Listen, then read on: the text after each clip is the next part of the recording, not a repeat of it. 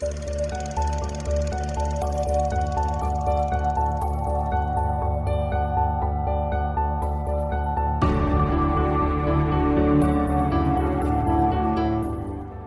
I'm Sophie, and I haven't seen a lot of films. Hi, I'm Paul, and I'm here to help with that. And we are SP Film Viewers.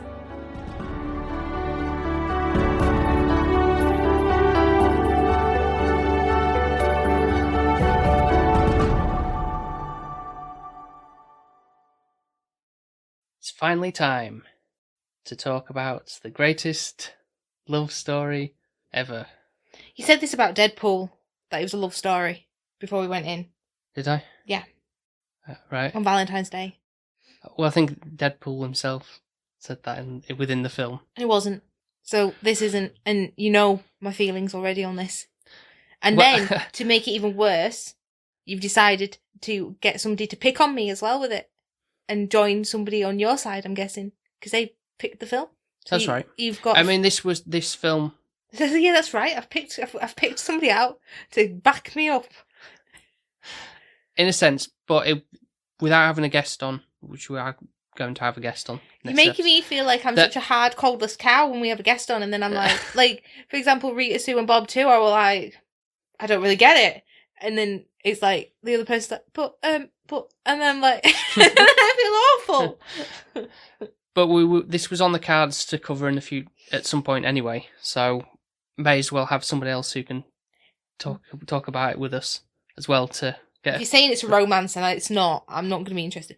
And didn't I see? I say that in a ironically, not actually true. I think sense. I'm going to hate it. So a bit of context also before. We're watching The Room, if you gathered from the title, the Tommy Wiseau phenomenon. I've seen something of this already. Yes, the Disaster Artist, which I've read the book. That's rarity for me. I read, and we've seen the film, so you've seen that before you're watching this, which is like that's a film about making of this film, The Room. So you kind of get sort of like the mannerisms of what Tommy Wiseau is from that. Obviously, it's portrayed by another actor, James Franco, and Greg Sestero, who is played by his brother, Dave Franco. So this one is a bit of it's one of those so bad it's good kind of films. So in terms of like funny content, obviously I know what you're like with comedy aspects. This isn't purposely a comedy. It's just how the acting is, and then people are just like laughing at how bad it is. So Sophie's just there a blank face at the moment. Really selling it. Yeah. Yeah, so looking forward to this. How long is it, and how long am I wasting my time? Oh, it's 102 minutes, so just... Hour and a half. Hour and 40. 42 minutes. That's including credits, but... Better be. But I'll read the back of this enticing... You mean movie. really sarcastic? Yeah. So, written and directed by Tommy Wiseau. Don't care. The Room is an electrifying American black comedy. Now, this is not the case when he first made the film. It was supposed to be like a really romance/drama film. I'd have preferred that. About love, passion, betrayal, and lies. It's what happens in real life. You could be with your loving woman, and all of a sudden, boom, she's in bed with your best friend or a family member. What? No. The Room depicts Jesus. This is how it's printed on the box. This is the what I'm guessing Tommy Wiseau's written, maybe, I don't know, but The Room depicts of friendships and relationships in one life and raises life's real and most asked question. Can you ever really trust anyone? Are you ready to see reflection of your life? Well, I don't think it's going to be a reflection of my life. If you don't trust anyone, then it's quite a sad world you live in. But just like looking in the back of this, there's a lot of grammatical errors that like I could be like, oh, why is that capitalized? And Yeah, I wouldn't notice that. But Are you ready to see the reflection of your life enter the room and leave forever changed? You'll be forever scarred. It looks... You know when you shouldn't... Oh, God. What's the front cover looking at? What's that? That's Tommy Wiseau, actually, how he actually looks. Is he alright? He's... Why is his eyes not open? I don't know. Even the book and the film, obviously, The Disaster Artist, they kind of, like, he's such an anomaly. It's like, where did he even come from? What nationality is he? Where... It's Have I it's seen so him in ambiguous. anything else? Tommy Wiseau, no. Of course not. This is his one and only big thing that he's known for. So that says something, doesn't it? Well, he peaked and... Well, he didn't peak. He did so much shit. He got paid for it because people thought it was hilarious. And that's it. Then he dropped off the earth. it did so... It was... The film was so bad as the... You remember from The Disaster Artist where it was like a lot of production went into it. It's like, why are we doing it this way? And it's like, no, it's a Make American movie, and it's just... He doesn't know... So... I don't know what to say, never mind. Okay. Not happy. And then you brought somebody else on to talk about it, so hopefully they'll have something to add value, because I don't think I'm gonna... I was like, it's shit. Everyone knows it's shit, so don't watch it. No. There we go, that's my review before I start. Shit, but in a funny way. No, but I don't get off humour, so it's not. I'm just gonna see the shitness.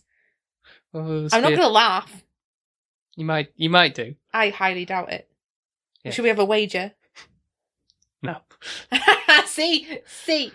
All right, we'll be back with Sophie's thoughts on the room with a special guest joining us. Quit SP. I'm not coming back.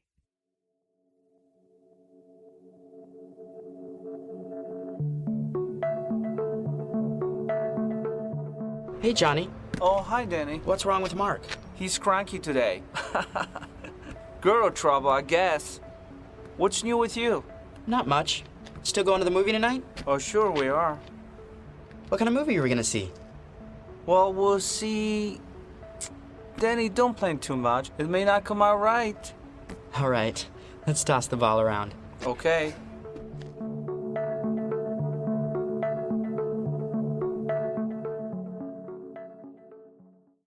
Oh, hi, listeners. And we're back after watching The Room. And we do have two special guests joining us to talk about it. I'd like to welcome Nathan and Ty from the Midnight Screenings podcast. Hi, guys. Hey. Thanks for coming on. Yeah, no worries. Yeah, this should be fun if we get to talk about this particular piece of cinema. Yeah. Yeah, that's one way to describe it, I suppose. Yeah. So it was your kind of suggestion of to talk about. It's like, yes, yeah, it's fine to get to. This was on the cards to talk about in the future, but I guess it's super helpful to have other points of view on their experience of watching the film. And to be fair, I've been going, no, I don't want to watch this film. So we have watched, what was it? You kind of put me in like a before and after kind of thing, haven't we? So I forgot what the disaster... The Disaster Artist, which is based off the book, and that they made a film adaptation of the book to describe what, like, the goings on with what happened in the room. Now, who Tommy Wiseau is. Yeah, and I think so. You led me with that first, and my impressions initially weren't great of that film. So I knew already that this was going to be 100 times worse off for me. So just a little bit of background on me. I hate comedies. I hate anything that is pretending to be funny. Cringe humour, as you yeah. So I was like, oh, I'm not going to... For me to laugh at a film, it normally is an animal involved. And it's probably done something stupid, but not put on. And I think that's one of these things. So I'm really interested and insightful of other people's points of view on this film. And hopefully you can drag me kicking and screaming into giving it a better score than what I'm thinking of at the moment. You picked the wrong two people for this then. You're not going to give it a better score. You never know, you might change my point of view. I am easily persuaded if you've got a good point. So bring them all forward. Will do. We'll do our best.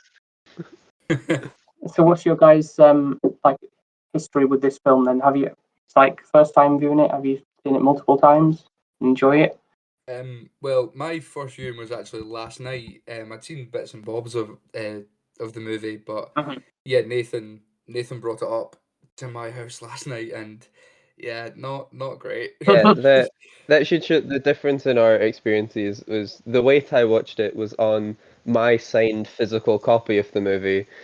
Because Alright. I think I've seen The Room 15 to 20 times now. Really? Yeah, I've seen this in the cinema several times. I've seen this with crowds. Yeah. I've seen this with this is a common occurrence for me. And what makes you want to go back to this film then? What ties you back into it?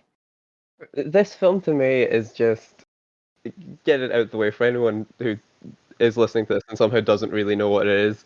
The Room is the worst film anyone has ever made. Like, this is Yeah.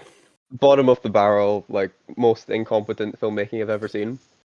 But it's so fascinatingly terrible. Yeah, exactly. Yeah. Like I haven't seen anyone manage to make every single decision wrong before. The only film I can think of, and that includes like my crappy student films, had more like cohesion and narrative sense than Yes, this yes. multi-million-dollar like feature-length film has. So yeah, I think I'm just interested and fascinated by The Room more than anything. That makes me feel better that you are saying that. So everyone agrees it's crap, Yes. Oh yeah, but we enjoy it because it's crap. 100%. Yeah, so bad it's good, basically. Yeah. That's the whole gimmick behind it, I suppose. And imagine how much money is made off a crap film. Doesn't that make people like, for example, yourself that does a film and then be a little bit like, well, I've put my heart and soul into this, really tried. And this person, obviously, he did try. I'm not saying he didn't try, but at the same time, probably has made loads of money out of this film. After the fact, yeah. Yeah. It's a cult hit, essentially, yeah. 100%. I find it hard to be annoyed by that because I'm well aware how much of that money came from me. Like, Yes, to say you've seen this film 20 times.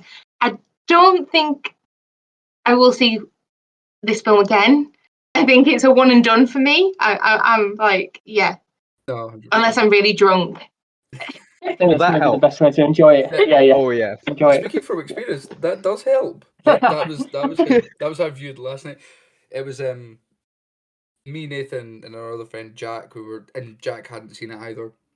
And we were standing in my Yeah. kitchen, and Jack went, "So how drunk do we have to be?" I went, "All the beers and at least most of the bottle of Jim Beam drunk before we Yeah. even sit down." And yeah, they got to my house at about 6:30, and we started watching at about 10:30.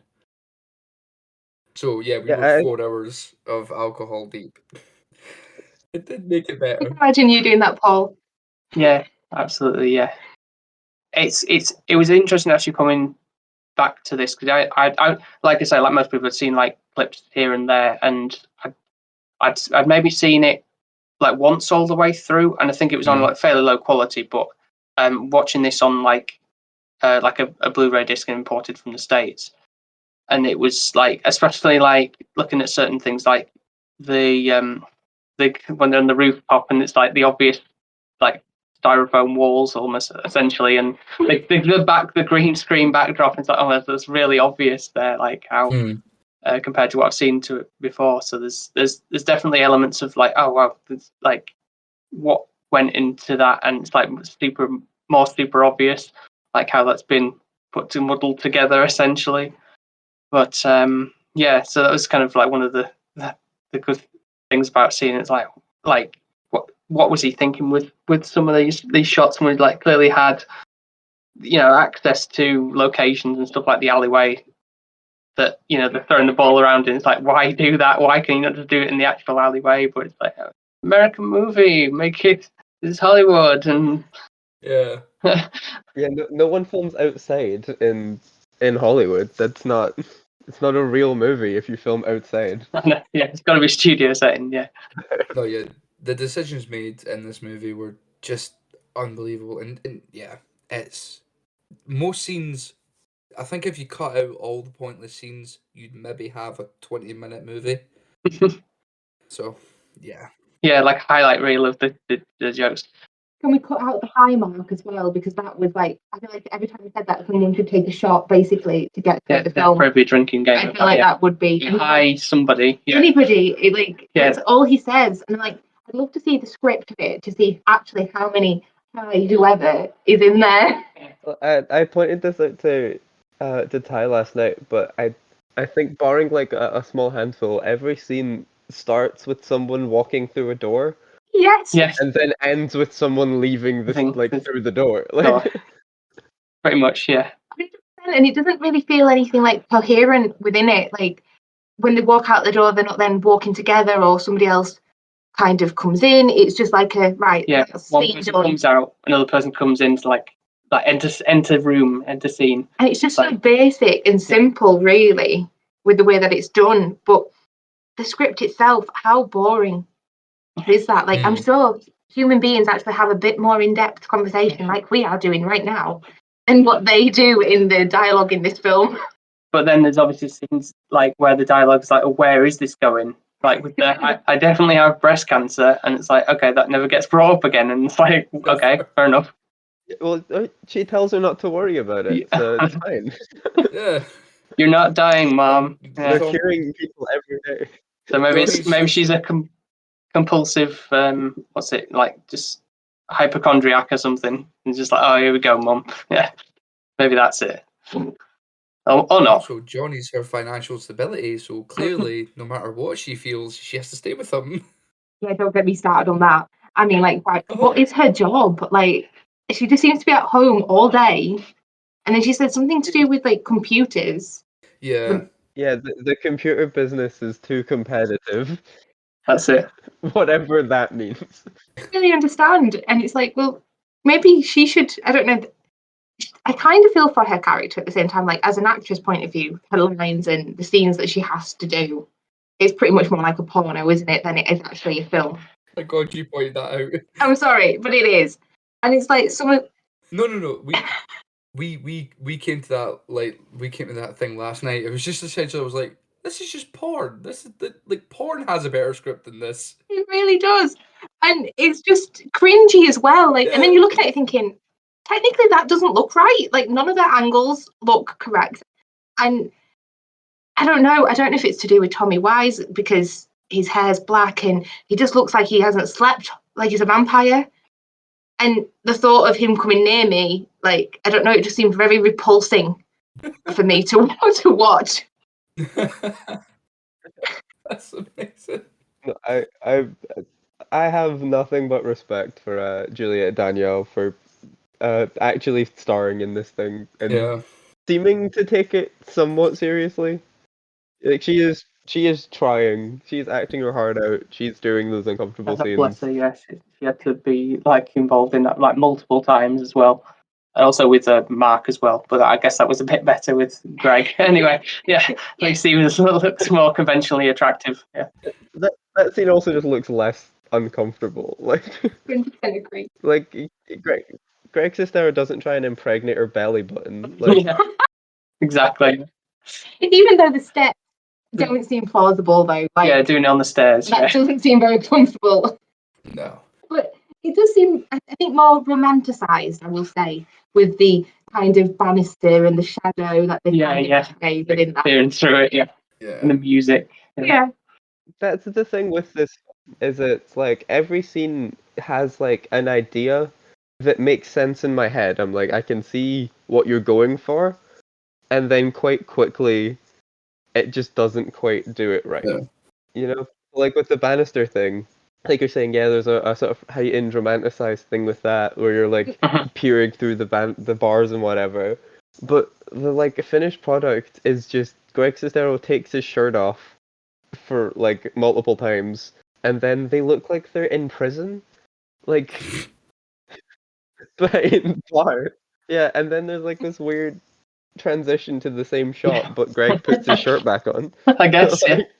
I think Sophie mentioned there was a scene where I think when the first sex scene with Johnny, and she's like, Lisa has her hair up and then it's down, And then it's up again. I think there was a similar situation, so it's like clearly not well edited. No, it really wasn't. And to be fair, normally for me, seeing something like that when I'm watching a film, I wouldn't normally pick that up, would I? No. I'd blink. Yeah. But it was blatantly obvious. Like she's like shaking her hair down, and then it was up again. I'm like, oh wow, that's quick. I mean, and then she had it back down in like 2 seconds. And I think you are right with this. You just have to laugh at it. But they've got to a point of where I'm like, how did nobody just walk out? Like and go, I'm done. I can't actually physically be bothered being part of this film anymore. Like, did he pay them really well? I think he paid the actors. I know Greg Sestero talks about he got like quite a big payday for this. Yeah. But I think that this film's had there was 3 separate directors of photography because they kept like storming out and taking their crew with them. So there was like multiple incarnations of the behind the scenes crew. Mm-hmm. Yeah, because as you can imagine, it must have been an absolute nightmare to film with this man. Like, So, also, Nathan, you pointed out the casting person doesn't exist. yeah, there's people in the credits that were either like kind of just made up or had died before the film was shot. Oh right. Yeah. That like the rumor had like Tommy owed them a favor or something before they died, so they're just like the casting director of whatever. That is just. So yeah, the level of incompetency goes into like the credits. Like it's the whole thing. Plus, in reality, I think most of the casting was done in the studio parking lot by Greg Sestero. So You kind of get an insight onto like with looking back through the Disaster Artist film and like how badly they were treated in those from that standpoint of what the film going for, obviously based on the book. So like the poor working conditions, almost like no water, it's really hot, and it's like they're just getting frustrated, and Tommy's like just dragging his heels on like certain situations and things like that, and just like yeah, I can imagine from that it's like it's very frustrating how incompetent and not well thought out this whole process was, and he's turning up to set like 4 hours later than everybody else, and it's like why wasting time here, and it's like the shoot went on for longer than it was supposed to do, and all this kind of stuff. And yeah, it's mind-boggling like how interesting it is to look back through that and to read and like the whole situation. To be a fly on the wall, actually to be there would be just mind-blowing. yeah, that might genuinely be my when you do that hypothetical of like if you could go back to anywhere in history just to see what happened, my answer would genuinely be to go to the set of The Room. Like, No, I like being happy. I wouldn't do that. I'm okay with not doing that. I don't want to have to work there. I think even being there, you just. I think the whole set just emitted sadness. That's why no one barely ever smiled in the entire movie. Perhaps, yeah. It's true. And as well, they were better actors and actresses than Tommy. So, like, his scenes, like, how many times when we were watching The Disaster Artist, like, he had to redo the line with a water bottle and, like, yes, messing up his lines. And then you're just like, well, I can't do that. Like, literally, if I did that, then I'm wasting production time. But you're meant to be, like, the director and producer and all this amazing thing. And you can't even come on and say, what, 4 lines? Yeah. He's such like a fascinatingly bad actor because he says his lines like he doesn't know what they mean. Yeah, absolutely. Yeah, there's multiple times. Yeah. Incredible because he wrote them. Like, I know. He wrote the movie. Like, he wrote the dialogue and he reads it like he can't speak English. Like, he just doesn't know what he's talking about. Also looks dubbed. It's amazing. Yeah, and the same goes for everybody else. Like, obviously they may be more competent actors, but they're reading the lines that he's given them, so they're probably like rolling their eyes a little bit when like the Greg's like, "What? Keep your comments in your pocket," kind of thing. Like, what does that even mean? You can see that might be like the best part of Greg Sestero's performance because he's supposed to be angry, right? Yeah, but he is. Like, you can see it in his face, but he's angry at having to say the line, "Keep your comments in your pocket." So somehow it worked. It all comes together. Greg's better now. He's fine. Greg is like a legitimately like pretty good actor. I think you can tell watching this that there are some lines where he was just refusing to do any actual acting. He's given up. Yeah, he'd fully give like the first time you see him and he's in like the car talking on the phone, like he looks like he's just reading the script in front of him. Like he's just checked out of the film. And I don't blame him because he was in the room. It would almost be more embarrassing to have given 100% on a film like this than to have phoned it in a little bit. That's really true. I think there's a couple of scenes for me as well where I'm a little bit like, for example, Denny as a character, like we don't really get much of a background of him. No. He seems to be like this creepy 13-year-old that wants to basically watch, Yeah. Johnny and Lucy. yeah, getting it on.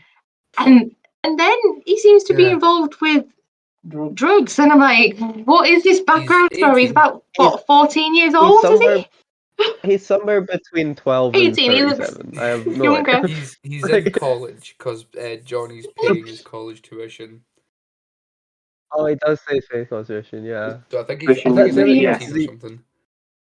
Because he wants to join in with them when they're having adult time, but also like later in the movie he's like, "You're like my mum and dad." That's weird. That is so weird. It's so strange. And I don't really know what he brings. Like, it's just this random person that's there. And like the drug scene, like on the top of the rooftop, and they over dramatized of like kind of, oh, you could have nearly died. And they're all kind of in a line, not even looking at one another. No, it's almost like there were two different shots. Yeah. Of, like, he wasn't there at the same time. And, like, but who are you looking at? Yeah. No wide shot really. But no. Well, you're like you're still talking about it. You're just like smiling still at how bad it is. Yeah. Whereas mine's more of a grimace. There are two reactions to this film. Yeah. I'm pretty sure I still would beat Nathan up for making me watch it. But, you know. Hey, we've not even done this on our show yet. We're not doing it. We're not doing it. Oh, we are. Oh, we're not. Our logo used to be a picture of Tommy Wiseau. Oh, like we're we not. are.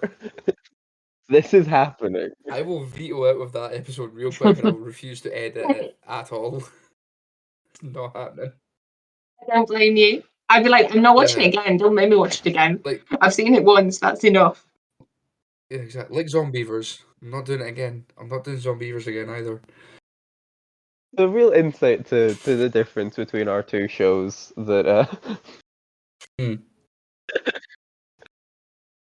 Yeah, clearly.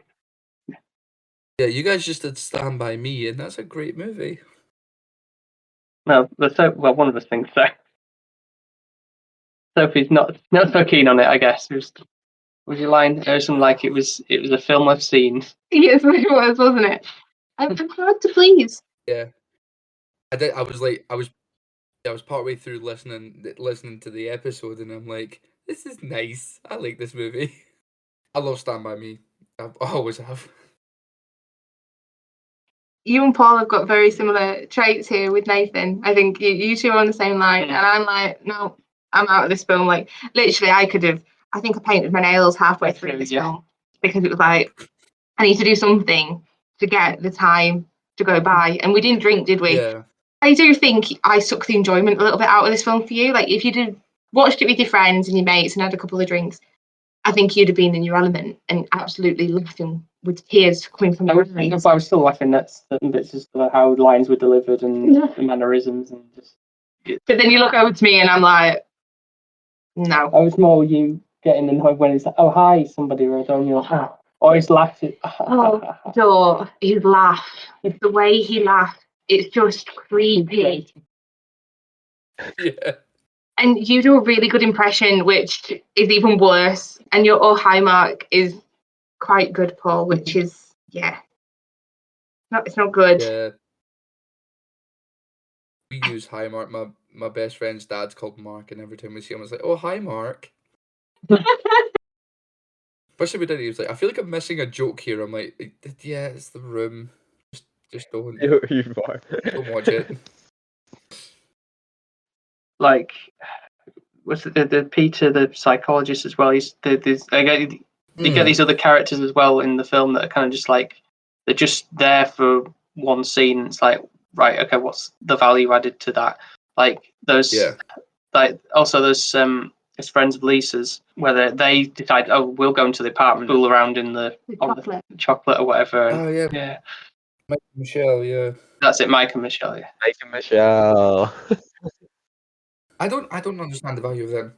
I don't understand why they're going into their friend's house to do that. Don't they have their own home or place? Like, why is it they're eating chocolate on my couch? Like, that's literally what I'd be thinking. Like, I've got good friends, but I don't think I'd want that.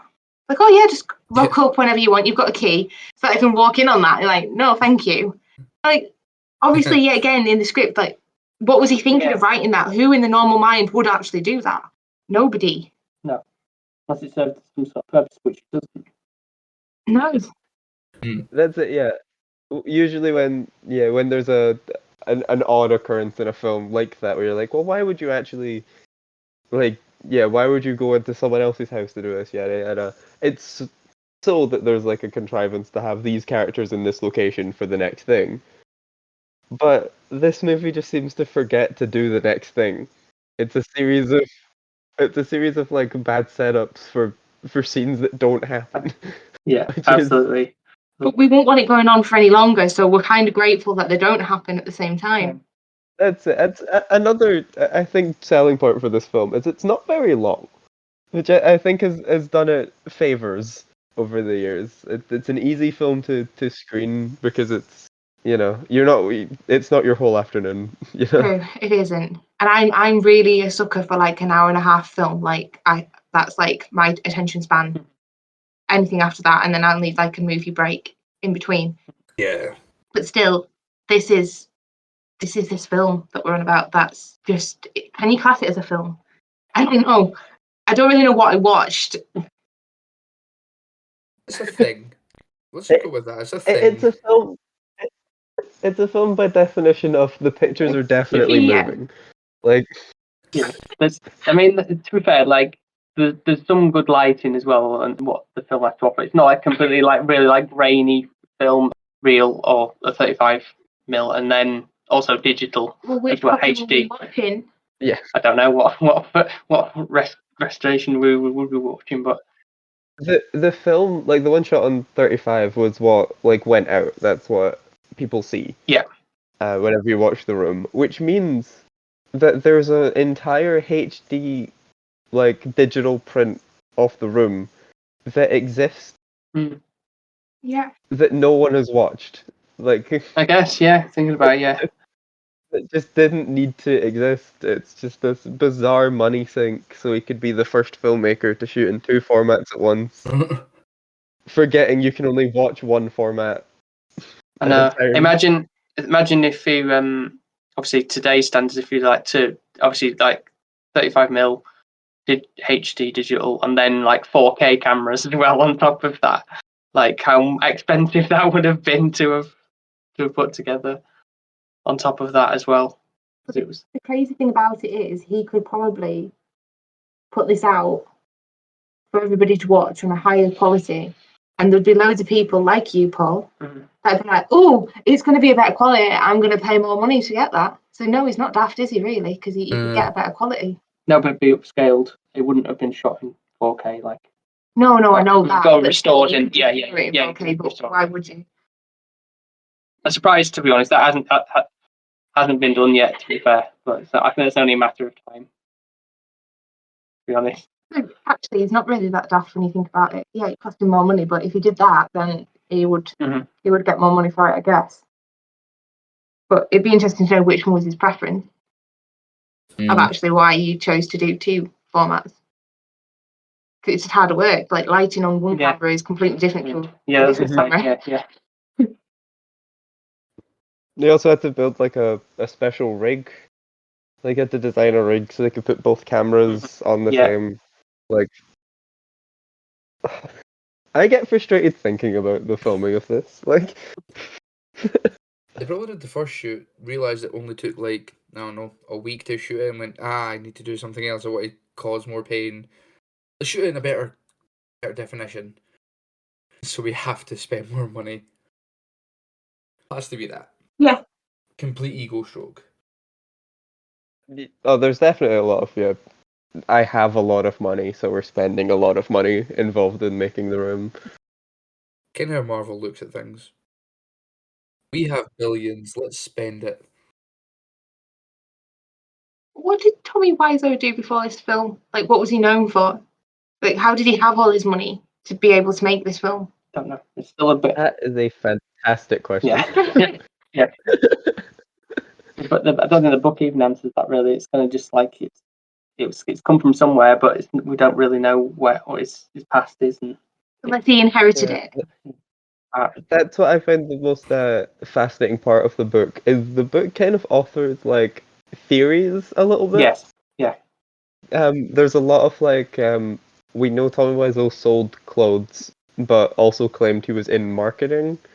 So like, there's chapters in the book where Greg Sestero is just kind of going, if he did this and this, then maybe that makes money somehow, and which, considering they've been friends for 2 decades by the time the book came Yeah. out, is insane. Like, I think he still sells underwear online. Actually, I think he's got a website. he does. Yeah, briefs or whatever. My copy of the movie came with a sizing chart for Tommy Wiseau underwear. I think mine does as well. Actually, let me see. That's his marketing side coming out. Yeah, That's what it is. You're actually opening it and looking. yeah, it is. Yeah, What the hell? like a headshot of him as well, black, Yeah. Creepy. black and white, and then there's on the back it's got the sizing of the underwear. I can't actually believe this. Like, did he just try and do anything? Not making money somewhere. Because after that film, you want to buy his boxes, don't you? Basically, because you don't see him wearing them for half the time. You get to see his butt crack. Yeah. I just can't. This man. I'm genuinely shocked that the underwear doesn't say "me underwears" on it. Mhm. Yeah. Like, it's such a wasted opportunity. I can't believe you're making me talk about this as well now. Hmm. You're getting me all rattled up, Paul, and not in a good way. What else can I bring to this? Like, the fact that they do the rugby scene in Suits. Oh yeah. And obviously Lisa is meant to be getting married to Johnny. A month or something, wasn't it? But then this never happens within a month, and it's like she hasn't even got a wedding dress. So I thought when they were playing rugby in the Suits, it's like, they're getting married and she's gonna Yeah, run away from the altar or something and go, I'm in love with Mark. That would have been a better scene. would have been. That would have been a scene. Yeah. Like, that would have been like a thing that happens in a movie. Like, Yeah, it's a structure. Yeah. no, instead that scene is so that we can watch Peter fall over nothing. Yeah. Oops. And yeah, close up of him, and is that right? Oh, that's it. I'm done. And then, yeah, we're done with that scene. Moving on. It's that and the introduction of Tommy Wiseau's fantastic impression of a chicken. Cheep, cheep, cheep, cheep, cheep. Yeah. Oh, that's awful. That's awful. So I've just genuinely googled like where Tommy Wiseau got his fortune. It doesn't say. He was in an acting class in like up until like the late 1990s, and then he made The Room with $6 million from somewhere. Yeah. Something dodgy going on there. First of all, the fact that he did an acting class and he didn't learn nothing from it, and then the fact that he's got so much money for doing what? Yeah, Paul. How much money he'll have from making this film? Because there's idiots like you, Paul, that watch it. I don't know. I'd be like, I'm making him richer somehow, watching something that he made that's crap, and he's being applauded for making something crap. You get bullied for it. Yeah. Like, how does that work? Like, normally if you'd made something crap at school, Yeah. you won't get rewarded for it. No, I know what you're saying. Yeah. Tommy Wiseau is regaled the world over as the person who made the worst film in existence. Maybe it's the whole thing of like, I made the worst film, and people are going, it's not that bad. And then they watch it and they're like, oh, this is awful. I just gave this guy money. Maybe that's how he's making his money. It's like a dare that you can't get through the whole. But then it's like, oh, well, we'll rewatch it again No, yeah. because there's. I guess, yeah. Because I'm thinking back to like our other films were like just really terrible, like just terrible production, like say like low quality footage, or the audio's just like really poor. Like I don't know if you guys have seen like Birdemic. On a comparative level, sort of better than what that has to offer because of the sort of like there is a level of production involved in that that's the higher quality, but is it as bad because the characters in that? I mean, that has a sort of structure in like Birdemic, but it's a bit of a like a which is worse in some aspects. I think because for me as a huge fan of finding films like this, I do love Birdemic as well and things like that. For me, the reason The Room is like head and shoulders above everything else is that usually there's a level of like low effort somewhere, like with a film like Birdemic or Plan 9 from Outer Space or whatever. You can kind of see where it falls apart. You can see that like someone didn't care or someone just didn't know what they were doing at all, so like things didn't happen, and that's how the film sucks. Well, as The Room has this massive level of effort from like one man, and yet nothing came together at all.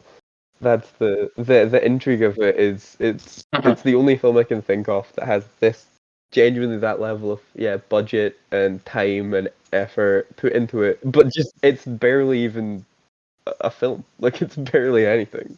Yeah, that's the intriguing part of it. Yeah. One of the very few of those so bad it's good movies that's trying to be a drama.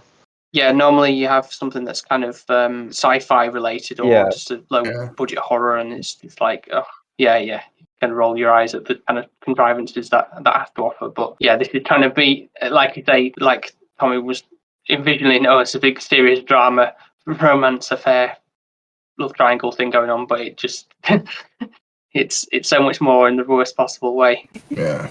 I was going to call him Tommy then. He's Johnny in the film, isn't it? Mm-hmm. Birthday party. So, like, first of all, it takes like a week or something for her to clean her house to get ready for this party.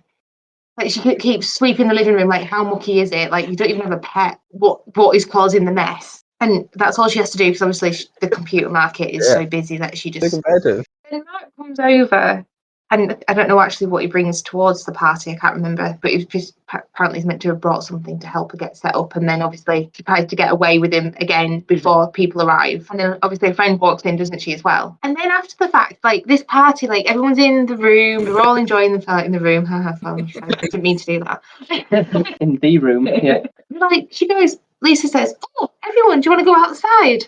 And it's like, okay. Nobody ever questioned, like, why, what we're doing outside, just so that she can kind of have a scene with Mark again. Yeah. Which, after the fact, like, somebody comes in and tells her off, doesn't it? Is that the psychiatrist guy? Peter, I think it is, yeah. That's a different guy. Completely different guy. Was it? Oh, Jesus. That one's complicated. It's supposed to be Peter, but it's a completely different actor. Oh, okay. Yeah, but... Oh. Who is not introduced as a new character. I did not even know it. He is very important for the last like 10 minutes of the movie. Mm-hmm. And he's even worse at acting. Amazing. It's weird that I didn't even notice he changed. Like, that's how much effort I was putting in watching it. Because, like, it's just real rubbish. But obviously he bailed out and was like, I've had enough once I've fallen on the floor. Oh, no, you've been literally done almost, yeah. Yeah. Also, what's the line with Lisa saying she's pregnant? Just cause. A dramatic twist that lasts all of 20 seconds. And then obviously Mark's wondering who's the baby, because obviously she's been with both of them. So who's the actual dad? And then she lied about it anyways. And it was like, where was this going? What line? Yet again, this needs to be. It seems like her plan is to just kind of pretend she's pregnant until she eventually becomes pregnant. I'm sure Johnny would be that stupid and naive that he wouldn't realise it takes 9 months for a baby to arrive. Maybe.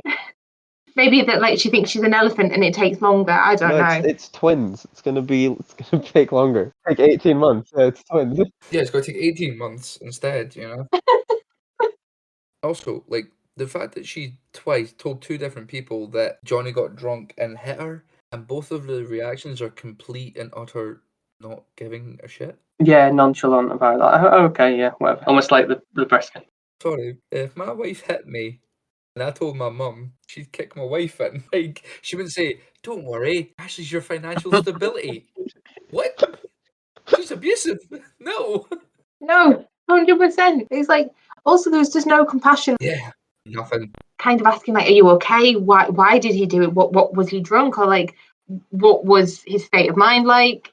You know, If it was something out of the blue and you didn't expect somebody to do it, then that's fair enough. Like, obviously, Lisa's mum really likes Johnny. So you'd be like, you could have had a line of, that's so out of character from him. You know, he doesn't normally drink.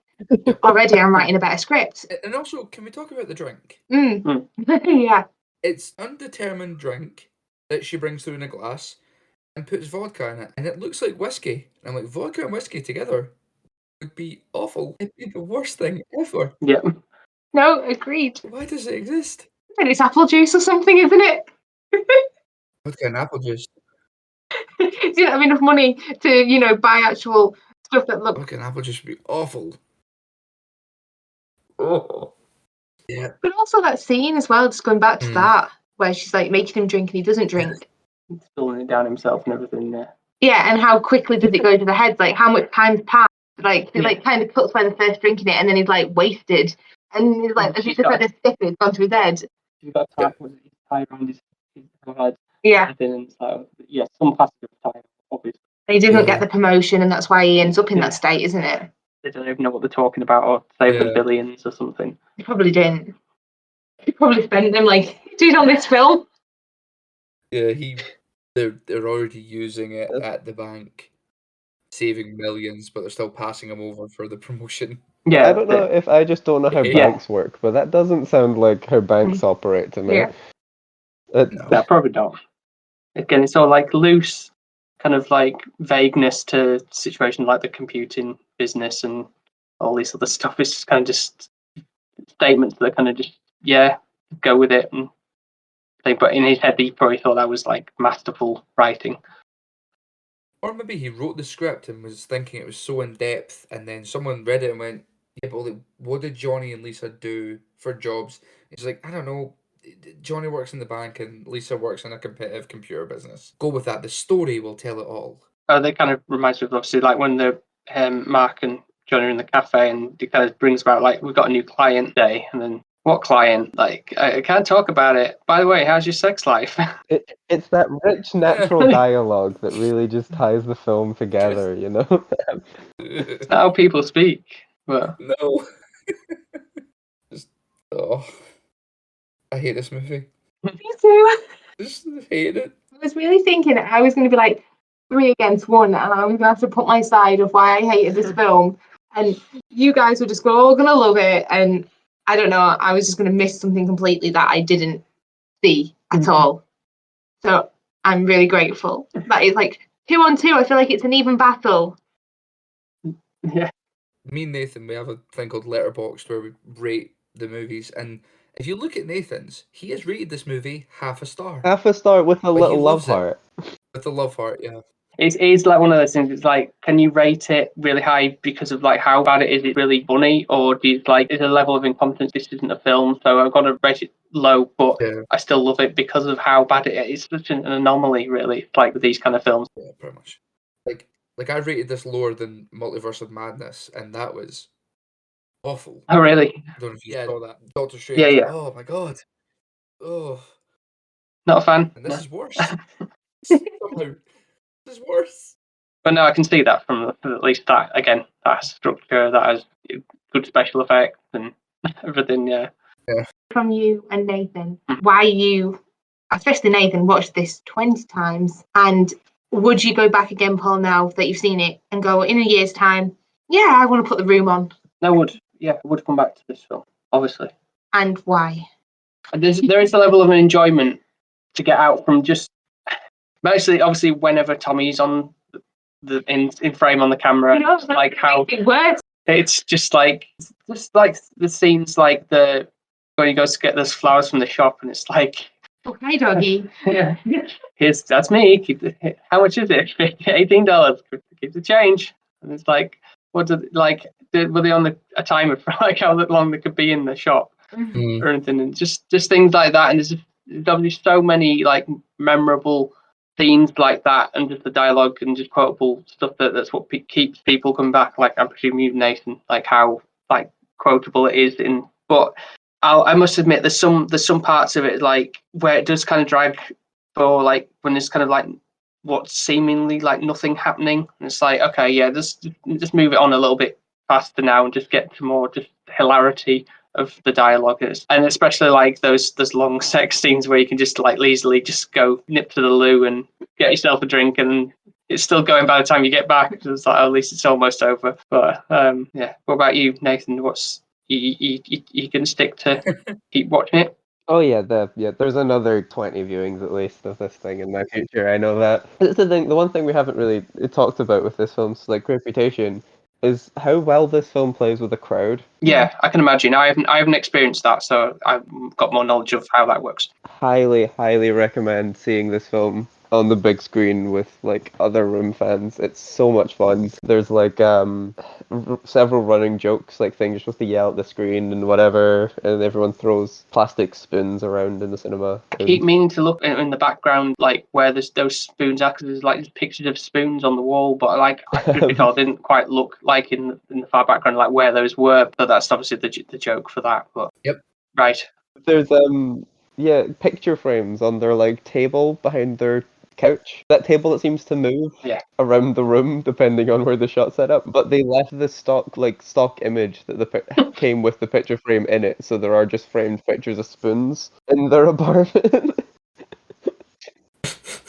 But yeah, highly recommend seeing it like that, or getting if you can get like friends who haven't seen it before. To watch it with you.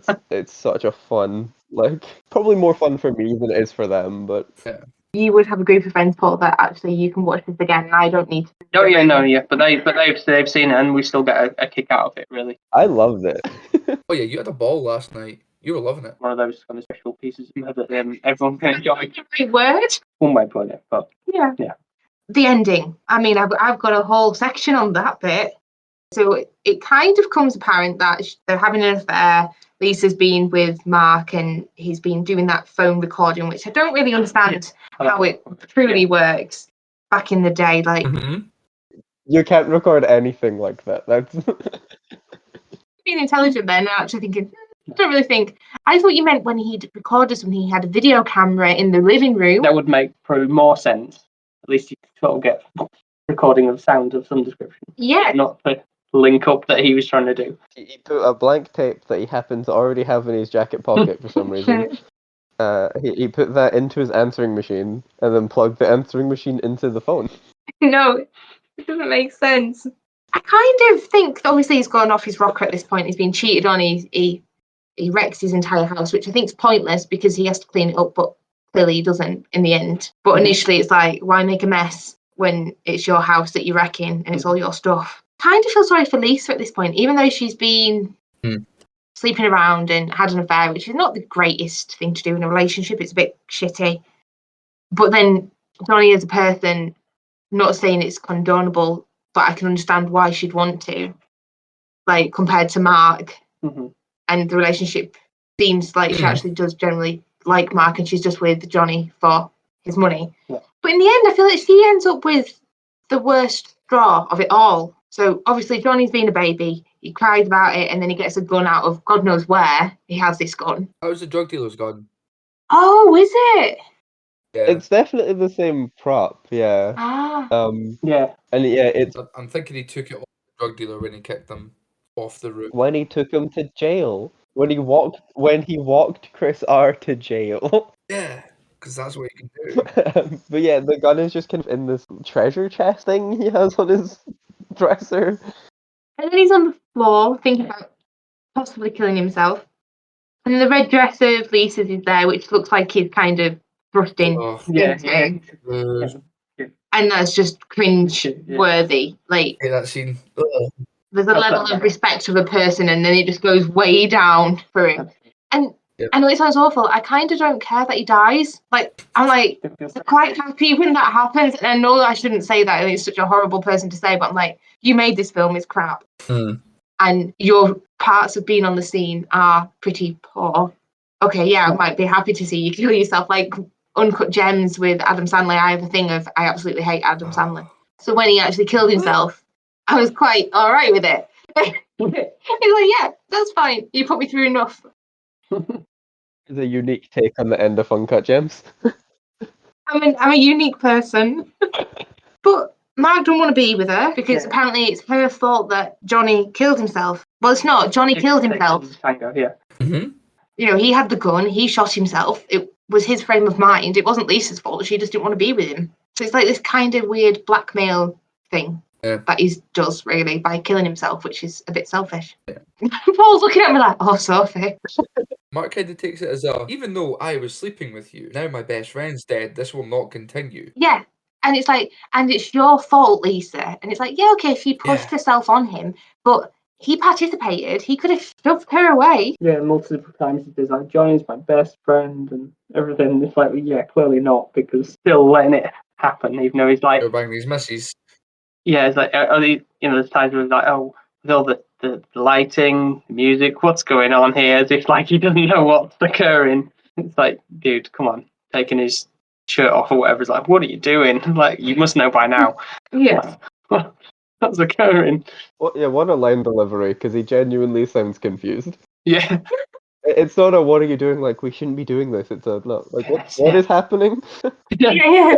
That's what I mean. What scene is this? Blimey. Yeah, so there's so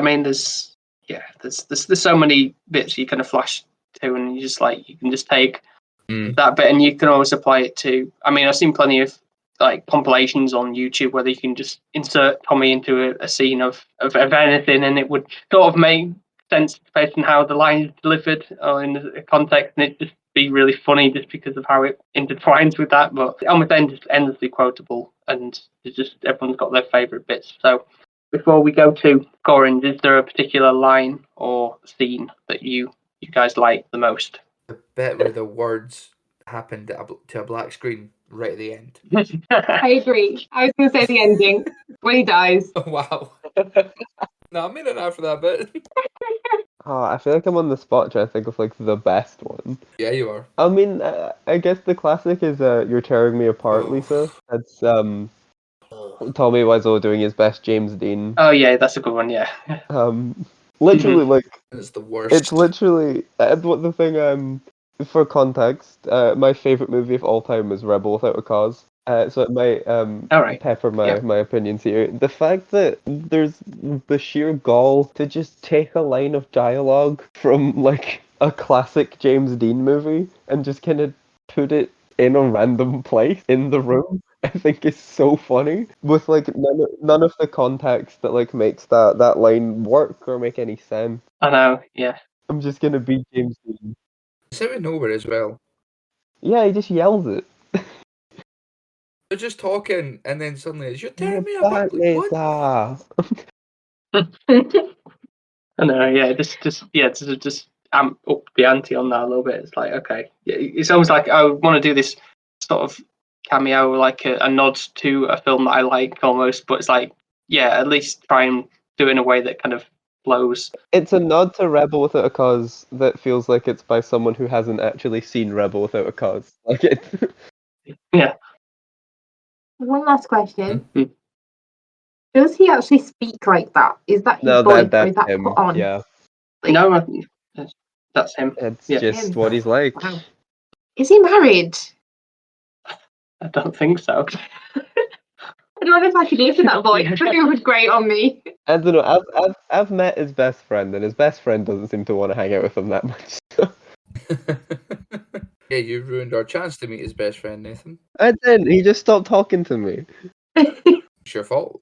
Oh no. Yeah, we asked Greg Sestero to be on the show one time, and he was like, he said he would, and then he just didn't. He just didn't message me back again. Oh no.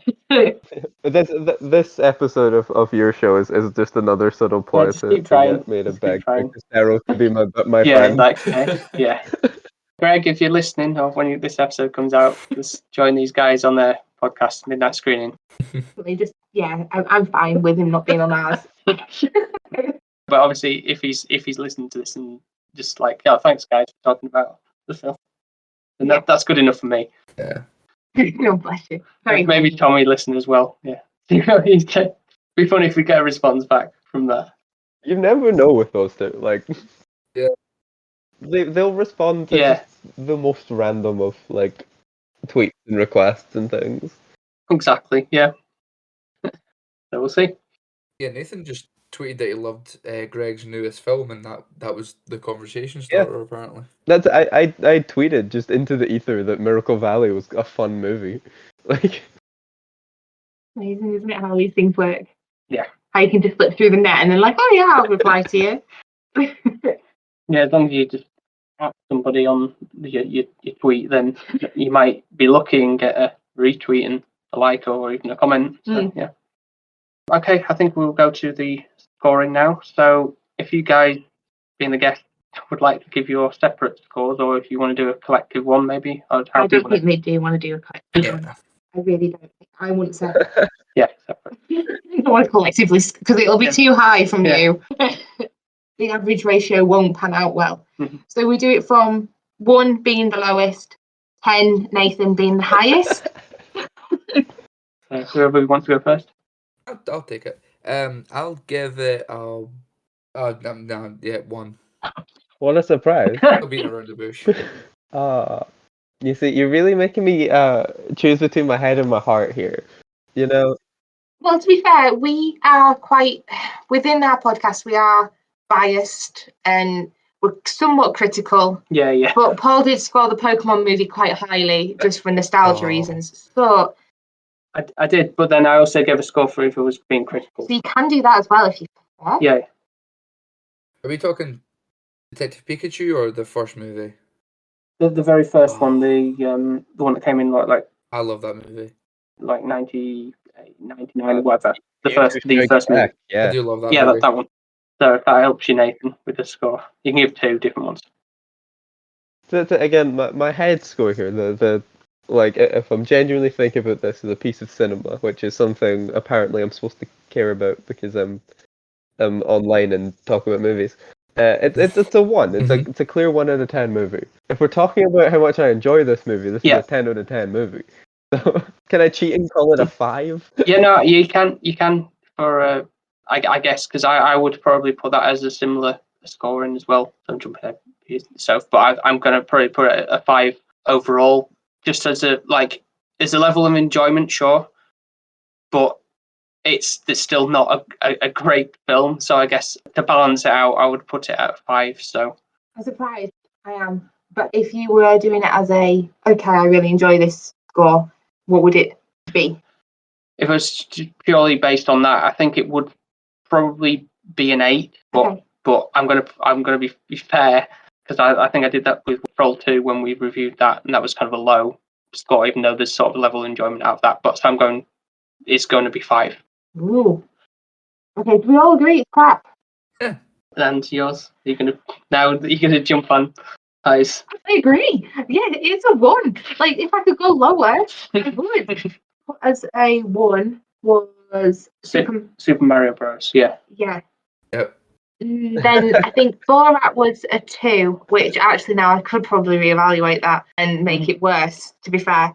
But yeah, this one, I'm never going to watch it again. Ooh, I'm not. Classic. I've seen it. I don't want to see it again. I'm going to just put it back into my little file, like, yeah, and then it's just going to go into the counts will be forever. It's you. That's the only reason they'll be forever there.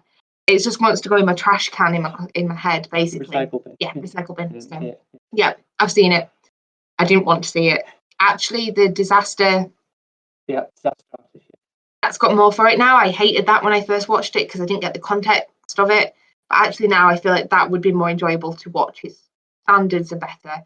The filming, everything about it is just a better film. And actually it kind of gives you the insight of how badly people were treated and is more coherent than see some of the goings on with it, but without seeing the whole film. Yeah. And also the guy playing Johnny is a little bit better looking than actually Tommy. James Franco, yeah. Yeah, is more like a Johnny Depp vibe.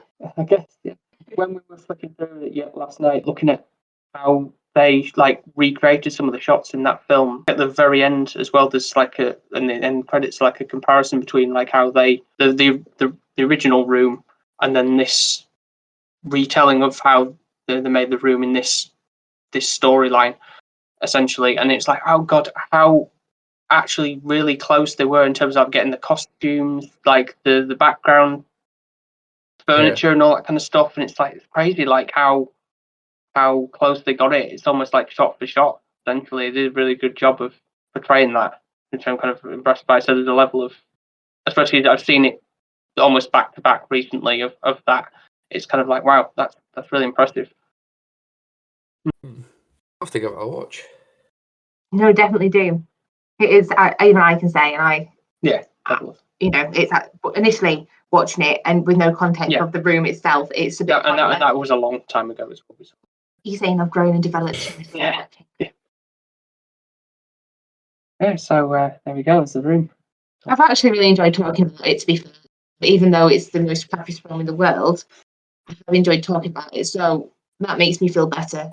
Wasted it. I feel like before we go, I do need to publicly now apologize to you there, Sophie, for making you do this. It's fine. Paul does it all the time. You don't have to apologise to me. He never does. And he's made me watch worse films that have been longer, I promise. Like, when we watched Back to the Future, I really enjoyed 1 and 2. Then he had to just make me watch the third one. And I was like, why? You've ruined it now. I hate it. And I don't want to watch the other 2 because we did like a weekend of it. Binge on it, yeah. And I was like, loved the first 2 and then went downhill. But this is why we do this, isn't it? To keep us on his toes.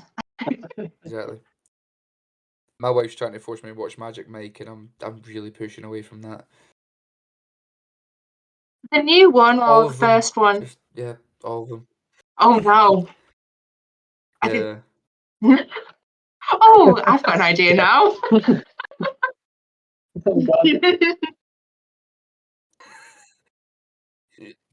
Yeah, she made me watch 50 Shades of Grey, and I'm like, this is The trilogy. awful. This is the worst thing ever. Why do you exist? Seen it. So I can't even judge, but I don't think I'd want to, Paul, so you let off lightly. So, Yeah. but Magic Mike, you've got Channing Tatum dancing. Why are you saying that to me as if like that's an Birthday special now, Sophie gets to pick. I've got an idea in my head. The second one has Kevin Nash, who's a wrestler. Like, why are you in this movie? Just, oh. Stick with the first one, I think. It's like normally the case with films, isn't it? First and second. Yeah. Third, no. Paul's face, like, why did he say that? Now she's going to put that in there somewhere. And where can people find you if they want to listen to your show on the socials? So we, me and Ty were both on a show called Midnight Screening. There's usually 3 of us. Josh. We didn't put you guys through the torture of having Yeah, he is. I'm saying Josh is the problem. all 3 of the Midnight Screening boys on at once. I'm not saying Josh is the problem. I'm saying what's it, the 3 of us together is an issue. Three's the crowd. 2's great. So Three's the crowd. So if you like this show and stuff like this, but if you've ever listened to something like SB Film Viewers and thought, oh man, if only they didn't talk about the movie enough and just insulted each other for an hour, then you can listen to our show. Yeah, you can find us on platforms anyway. We're on Spotify and things like that. You can find us on YouTube if you're one of the weird people that listens to the podcast on YouTube. We have that option. We're going to make fun of you for it, but we have that option. And yeah, on Twitter at ScreeningPod, I'm on Twitter at NeedingName. If you want more of our nonsense. Yeah, thank you for You having can us. get Yeah. it. Great stuff. So thank you once again for joining us. Thank you so much for having us. It's been really fun. Yeah, it was. Yeah. It was really funny. Time flew by, and I love to go on here. And I had companionship with it, which I thought I was going to get bullied into thinking this film was going to be better, but I'm happy with it. Me and Josh usually just gaslight Nathan into thinking some films are the best films ever. Yeah, I'm not getting into it. I'm just gonna get angry. Yeah, I'll leave it there then. Thanks very much, guys. Hi, this is Paul. Thanks very much for listening to this episode. And if you'd like to check out some of our other episodes, you can do so over on Apple Podcasts, Spotify, Podbean, and wherever else you get your podcasts from. Also like to shout out the patrons who support us with our show, and they are Mark from 100 Things We Learned from Film, Ben from Film Vloggers, our friend Jones at Weight Loss Jonesy on Instagram, and Sophie's mum. And if you join our Patreon, you get a nice little shout out, and you also get to vote once a month for a film for us both to watch and review. So to join our community for the low price of £1 or $1.50 a month, then head over to patreon.com/SP Film Viewers. You can also find us over on the social media platforms of Instagram, Twitter and TikTok under the handle SP_Film Viewers. And lastly, if you'd like to leave a 5-star review, you can do so over on Apple Podcasts, Podchaser, and wherever else to do the podcast scoring system. Thank you very much for listening, and we'll speak to you next time.